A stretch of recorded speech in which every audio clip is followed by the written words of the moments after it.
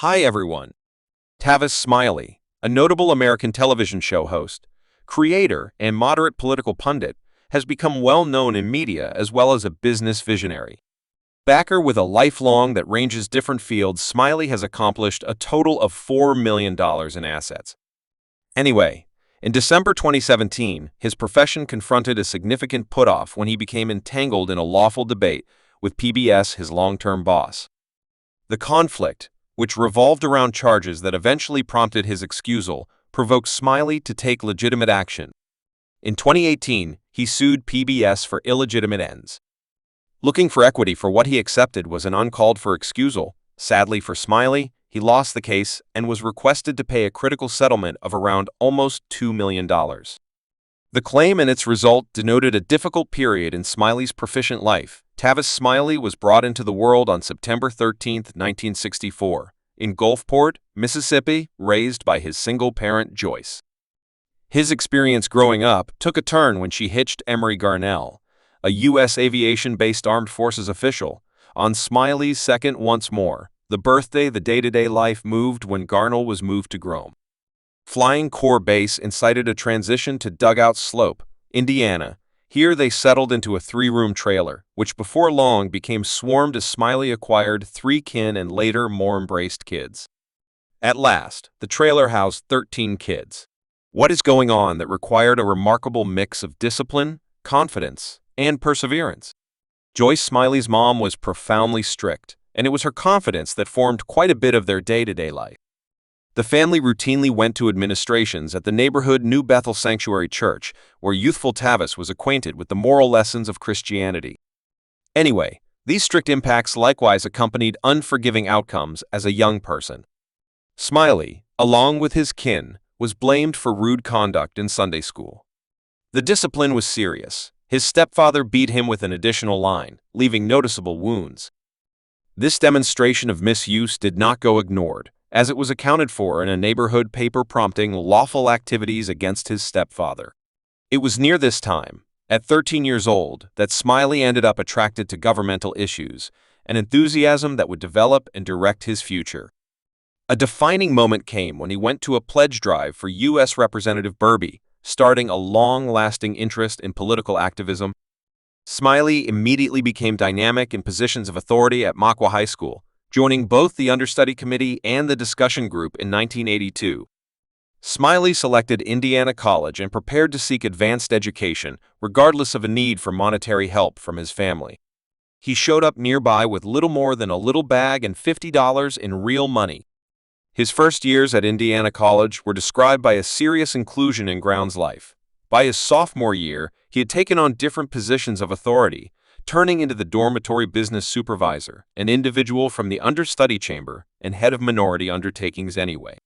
Misfortune struck when his companion Denver Smith passed on. Regarding neighborhood police, Smiley, questioning the authority account, participated in the fights against the police activity, a move that brought him to the consideration of nearby political pioneers. His activism prompted a work-study temporary position with Bloomington, Indiana, city chairman May Allison, giving him his first hands-on experience in politics, regardless of his developing contribution in activism. Smiley's scholastic presentation started to endure, and by his lesser year, he ended up on scholarly probation during a public understudy pioneers gathering in Los Angeles. Smiley's flatmate acquainted him with football legend Jim Earthy. This association prompted a prologue to George Hooley, who worked for Los Angeles City Hall leader Tom Bradley.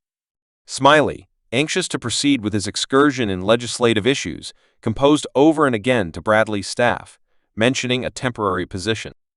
Later, a few fruitless endeavors, his diligence at long last paid off when he got a neglected temporary position at the Office of Youth Advancement in the Los Angeles City lobby. He functioned as a collaborator to City Hall leader Tom Bradley until 1990, acquiring important involvement with government and strategy during his time in Los Angeles. Smiley started to make a name for himself, learning the inward activities of legislative issues and leveling up his abilities as a backer for civil rights. His time working under City Chairman Bradley gave him both the common-sense experience and the organization he would have to assemble his future vocation as a political pundit creator and TV host. After a bombed endeavor to win a seat on the Los Angeles City Committee in 1991, Tavis Smiley changed gears and sent off a profession in communicating that would soon spread the word about him as a well-voiced figure in media. His first critical job came on KGFJ Radio, where he facilitated an everyday one-moment section called the Smiley Report. This brief editorial permitted him to share his contemplations on recent developments, offering fast bits of knowledge on issues that made a difference, especially those in the African American people group. Smiley didn't stop there. He collaborated with columnist Reuben Nate Jr. to co-host a neighborhood talk show. Their conversations spun around race and governmental issues, both locally and broadly, making a space for underrepresented voices in the media scene at the time, expanding on his developing standing. Smiley, before long, moved into TV first. He dealt with a local area news program at a neighborhood link network prior to taking some work in Montreal, Quebec, growing his involvement with the front of the camera. Anyway, it was in 1996 when his profession took a significant jump.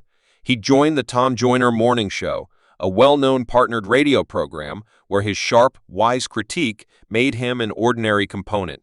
That very year, Smiley took on one of his most conspicuous jobs as the chief maker and host of Dark Amusement TV's public undertakings, the syndicated program Dark Diversion TV Talk, which was subsequently renamed Dark Amusement TV.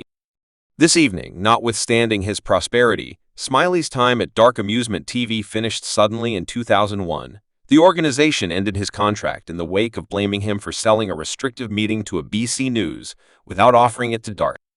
However, Diversion TV first Smiley fought the choice, contending that the terminating was uncalled for.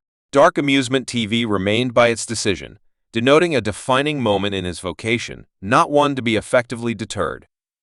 Smiley immediately tracked down another stage. He started facilitating the Tavis Smiley Show on public radio NPR, where he kept talking to a scope of powerful figures from thought pioneers to craftsmen to political figures.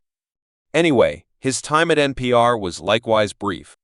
In 2004, Smiley left the show, referring to dissatisfactions that the organization was not doing what's needed to contact a different crowd. He was focused on guaranteeing that media stages were comprehensive, and he felt that NPR missed the mark in such manner unflinchingly. Smiley immediately continued on to send off a week-after-week variant of his show in 2005, disseminated by NPR Contender Public Radio, Global PRI. Around a similar time, he likewise started facilitating a late-night television show on PBS basically named Tavis Smiley. This permitted him to further lay down a good foundation for himself. As a smart and compelling ad-up media, especially in the domain of public undertakings, his PBS show turned into a stage for profound intelligent discussion, and it ran. For a few years in 2014, Smiley astounded numerous by joining the cast of Hitting the Dance Floor with the Stars, collaborated with proficient artist Shea Burgess. He moved into a completely unique universe of diversion. Anyway, his stretch on the famous dance rivalry was fleeting following 14 days of exhibitions. Smiley and Burgess were dispensed with completing in 12th spot. In spite of this concise diversion into the real-world, TV Smiley stayed zeroed in on his work in media. By 2021, he had gotten back to his foundations in radio, facilitating a day-to-day show on KBLA Talk 1580 from 9:00 a.m. to 12:00 p.m. Pacific Time. In expansion to his live radio work, Smiley likewise sent off the Tavis Smiley web recording in organization with KBLA, proceeding with his obligation to making insightful, connecting content that addresses basic social and policy-centered issues. Next, we should investigate his home, now a manor, in Hancock Park, Los Angeles. Tavis Smiley, the notable anchor person, has put his noteworthy Hancock Park home on the market for more than $6 million contribution. An interesting and open door to claim a dazzling Spanish-style home in one of Los Angeles' most sought-after areas. As per property records, Smiley bought the home in 2006 for about $3 million, only 2 years after he started facilitating his late-night syndicated program on PBS. Presently, almost 20 years after the fact, he's hoping to sell the enchanting property, which has gone through redesigns while keeping up with its unique person, The home with its remarkable L-molded design is intended to offer a simple stream between indoor and outside living spaces, giving inhabitants multiple points of admittance to the quiet lawn. This plan amplifies normal light permitting daylight to flood the inside and bounce off the perfectly scored hardwood floors. At the core of the house is the extensive parlor where visitors are welcomed by a warm, welcoming chimney and rich cut moat. Eldings that add to the authentic appeal just past the open kitchen and feasting regions are ideal for assembling and engaging the formal lounge area with its meal seating, and the storeroom gives an optimal setting for cozy meals or huge festivities. The actual kitchen is a cook's fantasy, including exemplary tile work, hardened steel apparatuses, and a lot of space to plan feasts while remaining associated with the remainder of the home. The lower level of the house opens to a dazzling open-air desert spring through 3 separate passages, making a consistent indoor-outdoor experience. Thanks for watching this video.